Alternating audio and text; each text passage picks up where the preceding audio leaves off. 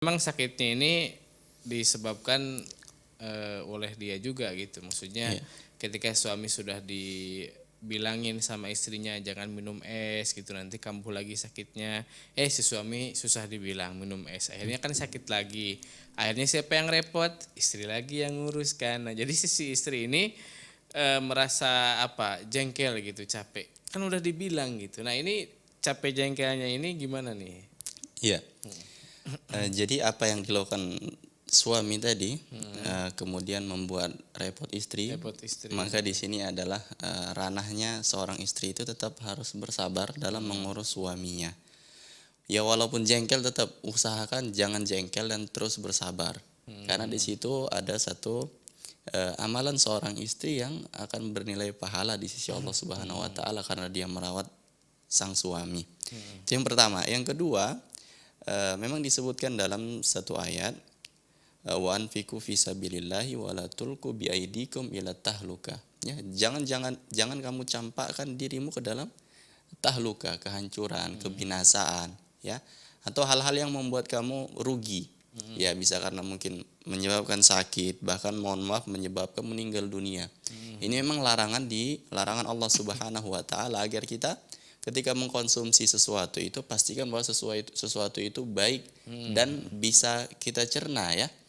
Jadi kalau memang hal sudah menimbulkan mudarat, maka istri tadi dia boleh menasihati suaminya atau dia Iya. bertindak sesewajarnya, ya, tegas tapi sewajarnya, terukur gitu, ya, agar melarang suami untuk tidak meminum es, ya. Kenapa? Karena nanti bisa batuk, bisa ini dan lain sebagainya, dan suami nggak bisa dan apa namanya, badan suami tidak bisa mentoleransi perihal itu, Iya. gitu. Jadi demi kebaikan suami maka nggak apa-apa istri itu mencegah atau apa namanya, melakukan tindakan yang tegas, ya. Tapi tetap terukur, bukan berarti dia durhaka gitu. Iya, iya, iya. Ini yang pertama. Ini yang kedua, ya. Kemudian yang ketiga disebutkan dalam satu hadis dan ini juga menjadi kaidah, la darara wala dirara. Ya, janganlah dia mencelakai dirinya sendiri, janganlah dia mencelakai orang lain juga gitu. Nah, ketika dia mengkonsumsi sesuatu yang buruk, ya, dia bisa saja hanya mencelakai dirinya, Iya. ya. Tapi ketika dia sudah juga mencelakai orang lain, maka di sini ada dua kesalahan yang memang harus Double ya. yang harus dihindari gitu.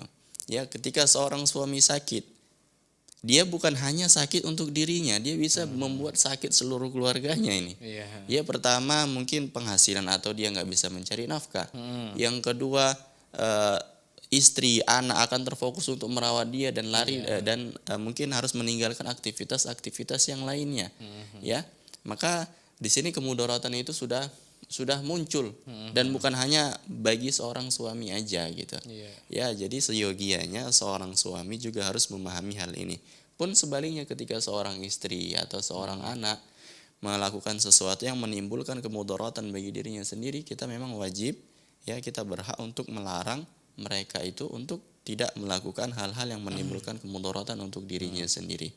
Mungkin hanya ini dari ana, Allah taala alam. Baik, masya Allah. Pada istri tetap bersabar dan kepada suami jangan susah dibilang jangan apa ya. Iya, Jangan susah lagi. jangan susah untuk dinasihati. Iya, betul Ya, karena memang kita sendiri juga dilarang untuk mengerjakan sesuatu yang tidak bermanfaat untuk kita. Yang pertama, apalagi sampai menimbulkan mudarat. Betul. Kadang udah tahu sebetulnya sih, tapi karena Iya. penasaran mungkin. Karena penasaran, karena sudah selera, karena apa? Atau karena bisa jadi karena lupa juga kan. Akhirnya bagi mereka yang dilarang minum es tetap minum es gitu.